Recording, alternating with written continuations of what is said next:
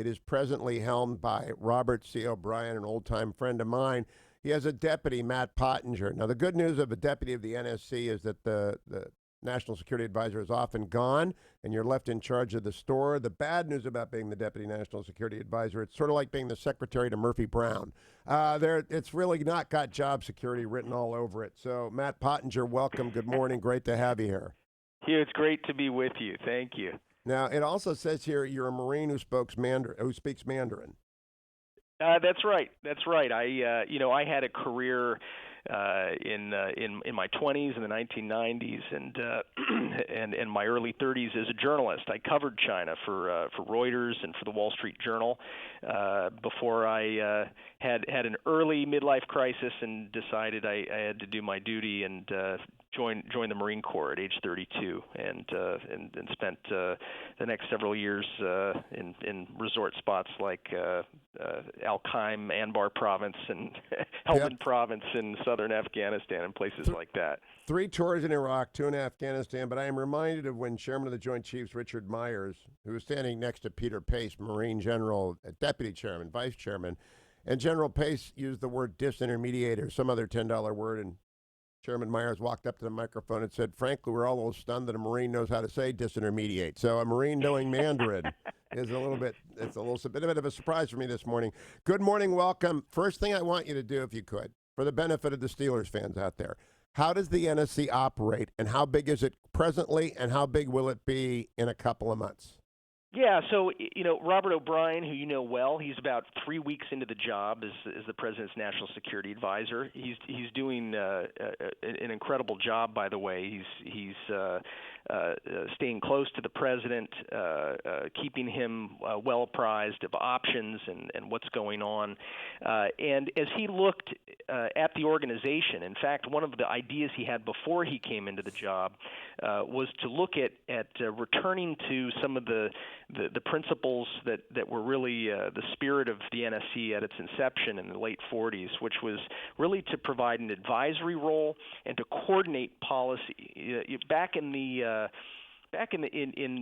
pre-World War II, it was a bit simpler, right? You had presidents who would basically tell the State Department, the Navy Department, and the War Department, which, by the way, were all in the same building, right next door to the White House. He'd tell them what to do, but the complexities of post-World War II necessitated that the president have a full-time staff that helps coordinate all the various intelligence agencies and a lot of the civilian organizations that departments and agencies that have defense roles, like Department of Energy and now Department of Homeland Security and so forth. So in 1947 there was a law that created the National Security Council, and so over the years it kind of accordioned, it grew and it shrank sometimes. It's kind of amazing to think back to the Cuban Missile Crisis in the early 1960s. Kennedy had, I think, a dozen people. 12 guys working for him on the National Security Council staff to avert that Armageddon. Jimmy Carter later on, handling crises in the 70s. I think he had around 35 professionals, but it kept growing over time, and it really peaked in the last administration. It got up to, in terms of policy positions, people who were coordinating policy, got up to well over 200 slots, so much so that Congress actually intervened and required the NSC to come in below 200 jobs or to face various consequences. So it's been on a downward glide since then, and what Ambassador O'Brien's done is he said, look, I want to take it back to where it was in the first term of George W. Bush, when Condi Rice was the National Security Advisor. They were down below 120 people, and so that's what he's targeted by early next year.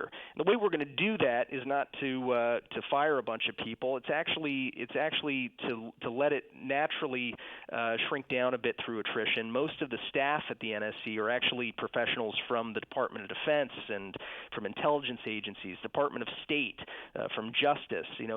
It's professionals who are detailed here for a year or 2 years, and as some of those details come off, we're going to go back to the principle of having a lean organization.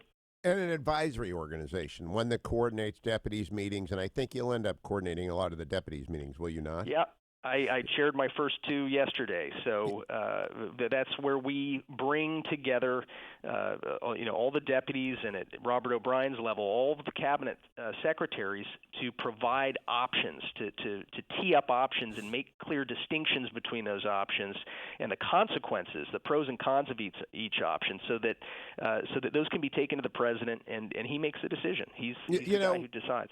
I've been covering for the Post one of those decisions, which is how to do uranium enrichment. And I know you've got a decision memo coming from, and I use this to illustrate to the audience what you do.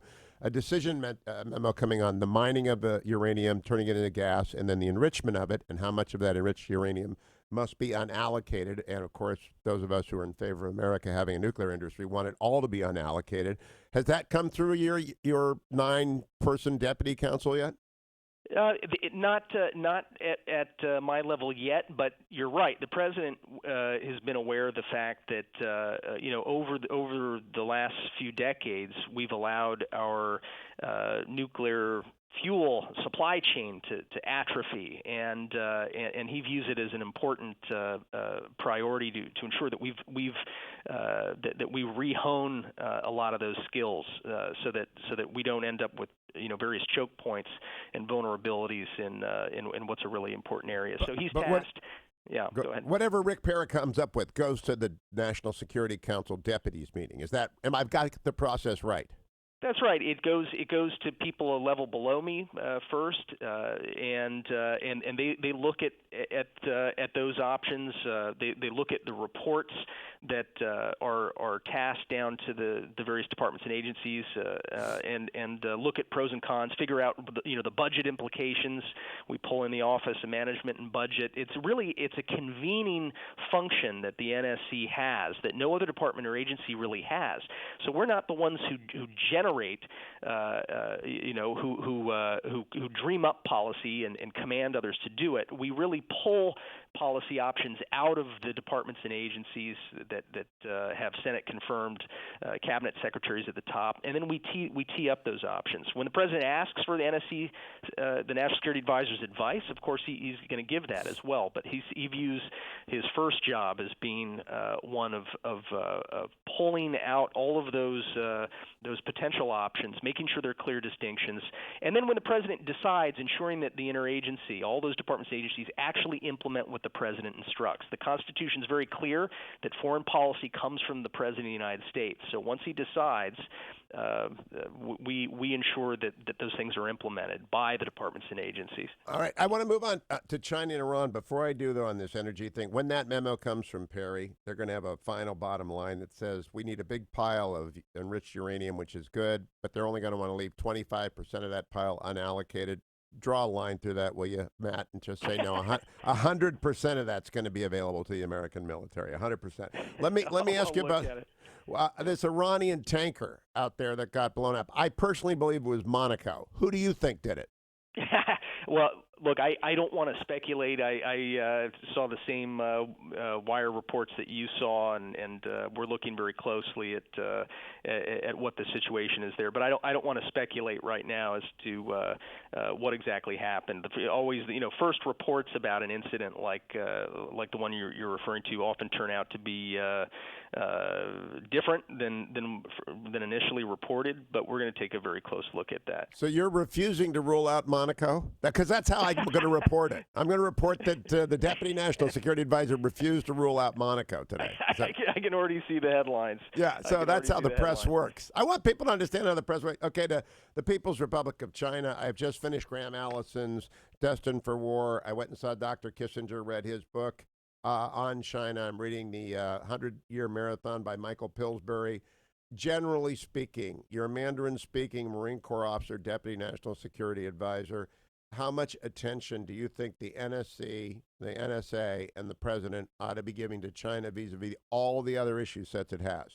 Yeah, well, the president himself has been clear about this. He views China as and our long-term peaceful competition with China as really the big picture. That is something that he teased out very clearly in his national security strategy, which he published in the first year of his administration. By the way, that's a rare feat by presidents to get a national security strategy out in the first year, and one which in this case was really a paradigm shift in many ways, because the president recognized that great power competition with China is of foremost importance right now. And of course, Russia is the junior partner to China in this competition between really sort of an authoritarian model for government, a repressive and authoritarian model versus free and open societies that the United States embodies best of all. And Robert O'Brien will tell you that he recruited me from inside of the NSC, where I've been working since the beginning of the administration as the senior director for Asia. He put me into the deputy slot here, in part because of recognition of how important China is as an issue. I believe, I'm not certain, you're going to have to fact check, but I may be the first Asia specialist to sit in this seat, at least in recent decades. Well, that's it. Now, let me close with Turkey. I watched Ambassador O'Brien last night on with Lou Dobbs. He said, we've told Turkey it's a bad idea to invade Syria where they are. We've told Turkey they're not making any friends with us. We've offered to mediate. More sanctions might be coming. But as of this morning, does the Turkish offensive continue? And part two, how far do you expect it to advance into Syria? Yeah, it's interesting. We're watching it extremely closely. I think that some of the initial reports of that campaign may have been a bit exaggerated in terms of casualty and impact, but the president has made clear that he's simply not going to tolerate a bloodletting, and all of the things that Robert O'Brien told you about last night are happening behind the scenes. The president has been very heavily, forcefully, I would add, engaged in diplomacy. We're talking to both sides, and we're gonna have to see how this plays out. Matt Pottinger, Deputy National Security Council Advisor, thank you for joining me this morning. Good luck in your travels. I appreciate the time. Thank you so much, Hugh.